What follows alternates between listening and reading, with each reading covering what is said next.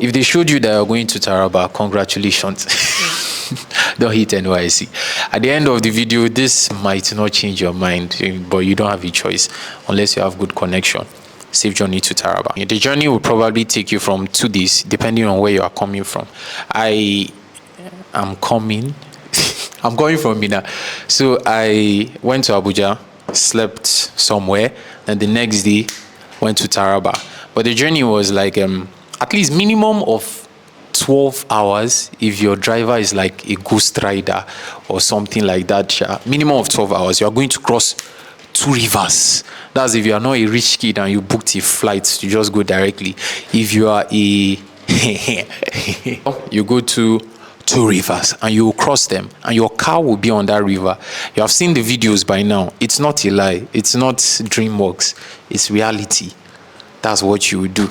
So this is it though. You could rent a life jacket so that in case you fall inside the water, nobody fell that I know of.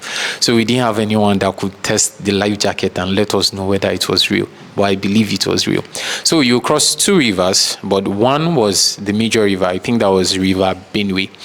And you sit with your cars, not inside the cars, you'll be outside, don't worry.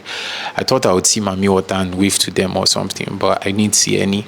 So yeah, the journey was nice, and you get to meet fun people in depending on the car that you're going. But the people that I was with, most of them were also going to Taraba for service, and I met a photographer and a woman there also, and a photographer, Legacy, shout out to you. So one of the most important things or tips that I can give you as you are going to Taraba for your NYSC is to please open your mouth and be free to talk to other people.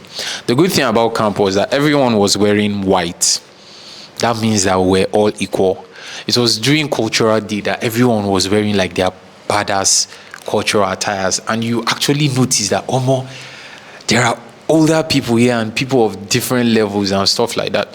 So you never know who you might meet and the connection that you can get with someone, to be honest.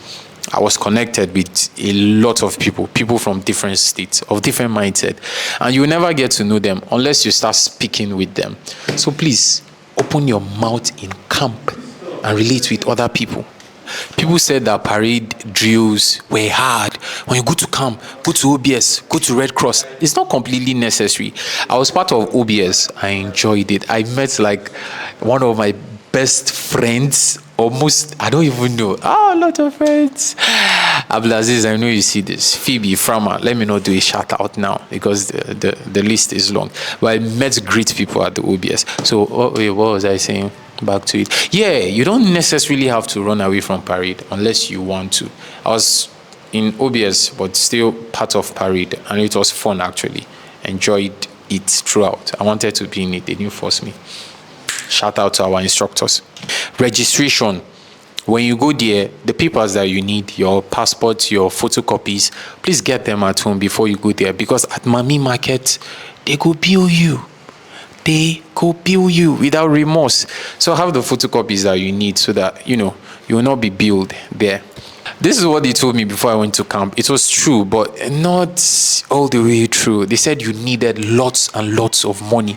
To be honest, if you have lots and lots of money, you'll be safe. You would enjoy camp. Camp will be fun. And if you don't have enough money, it will still be fun. But you will struggle. But I feel that's the one that you enjoy the most, because you can give your clothes for laundry. If the food that they are making at the dining is not to your taste, which likely it will not be, unless it's ratatouille that is cooking for you though. But if it's not to your taste, you have the option of going to Mami to go and buy Indomie and 2 eggs. It was delicious. I enjoyed that Indomie so much at Mommy Chidera's place at Taraba. So Indomie and eggs. But if you don't have money, go and collect Eba at the dining. So this is what we did. Start calculating. Immediately you go. They will send you a timetable of everything, every food that you'll be having there.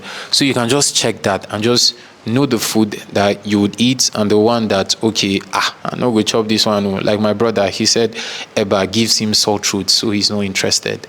So if you are like that, carry your money or your provisions. So that's important. And you can be mixing stuff. They were giving us rice. So what we did was that when they give us rice, we would buy cabbage, we would buy beans, we would buy plantain. all with 500 naira. And it would do, to be honest, 500 naira.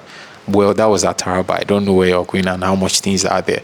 And just mix it together and you don't spend that much and you still have just enough, you know. So know how to balance things from the first time. Don't want to be spending money at mommy anyhow. Then later I'll come back to realize that your money is finishing and they now start seeing you consistently at the cafeteria. Now you sabi you.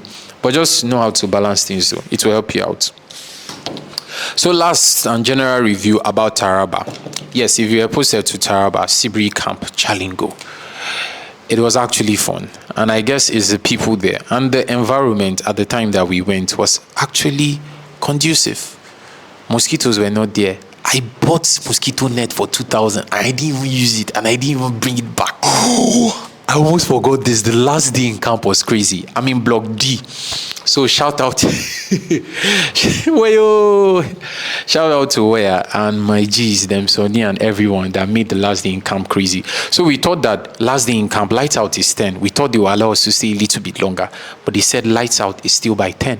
We went to our block, but people started making noise. A bunch of people that I know, but I won't reveal their names, but whistle.